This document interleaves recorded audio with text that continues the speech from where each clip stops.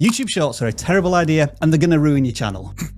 YouTube Shorts are the future of entertainment. What are you talking about? Dan, you're an idiot. You have no idea what you're talking about. And let's be honest, those lights behind you are more popular than yourself. Well, Rob, you are never going to be a superhero, no matter how many Amazon helmets and shields that you buy. Hold on, guys. Hold on. I think I have something. I found something that is going to settle this. Nate? Nate? Howdy, everyone. We have yet another YouTube update in the studio. You go to analytics and then content. What you'll find a little bit down this screen is a panel called viewers across formats. And it shows you the percentage of views you're getting from the different types of content that you can put out on YouTube: videos, live streams, and shorts. And this is creating some interesting discussions about videos versus shorts versus live streams. Is this analytic useful? I was actually really happy when I saw them doing this. YouTube was building a bridge between shorts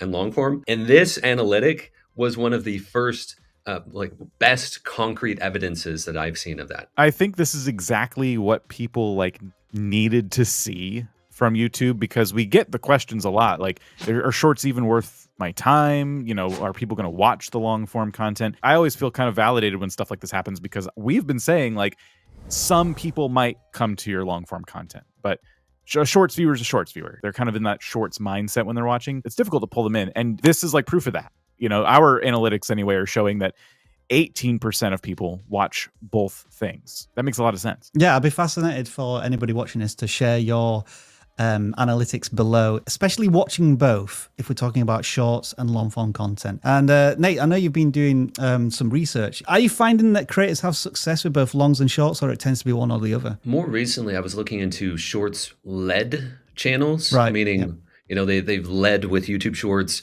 or they're only YouTube Shorts. I see this as a pretty clear indicator that YouTube is hoping that different content types can coexist well on the same channel. I'm seeing mixed results from my audience so far. Different people saying, oh yeah, it works just fine to put them both on the same channel. And other people saying, no, it destroyed my long form views. It's been a bit of a mixed bag so far. But with that said, I feel like the fact that they did bring this out points to a clear direction that YouTube is hoping to go. Yeah. Which actually I see as a really positive thing. What's interesting when you say oh, it destroyed my channel. I have my own channels that I experiment on and stuff. And one of them is primarily shorts, I would say, but I've done plenty of long form content, and those long form videos do okay. And when this analytic came out, what was really frustrating was that 98% of my viewership, or 97%, watched shorts, and 1 to 2% watched long form videos, and of course almost none of them in that case watched both. And I realized, oh, I had changed my shorts. I had started doing something that was getting more views, but it just inherently did not cater to the same audience at all. Just because I think these two things are similar and I like these two things doesn't mean the viewers do. It actually prompted me to remove the offending shorts, put them somewhere else, and things are already starting to correct a little bit more, because again, now the channel as a whole, shorts, longs, live streams, all feels like it's for the same person again. Creators always ask when there's a new analytic, what's a good number?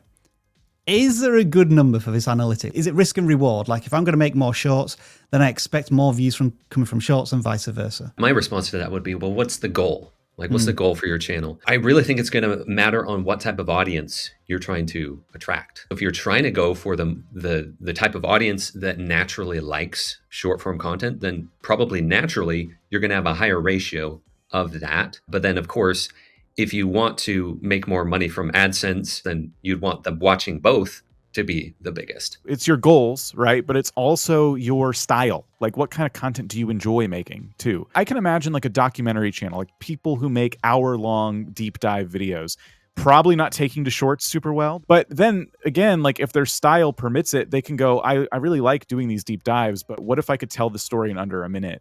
And almost as a way to promote the things that I do. You could go either way with that. It just really depends, I think, on the type of creator you are. Do you think with this analytic, there may be a sense of more FOMO around shorts? Should creators just make shorts because they're there and there's the opportunity? Or are you potentially spreading your time, energy, resources across too many formats if you're like an individual creator. I look at shorts as almost an entirely different language, so to speak. It seems to have a very different set of skills to be successful with it, and naturally a very different audience. I think the primary thing is, can channels grow really quickly with it? Yes, absolutely. We have proof of that all the time, right? But once again, if it's not a language you want to learn, then personally, I would say, don't worry about it right now. Also, we should mention that it's not just about videos and shorts. If you do live streams, then you can check what the crossover is here. And it looks like the differences numbers is a lot more extreme. Like maybe it's even more difficult to get people from videos or shorts to your live streams. And I just wanted to ask YouTube if you could just improve this analytic a little bit more, because it says, yes, all right, 18% are watching both right now, but is that better than 28 days ago or worse?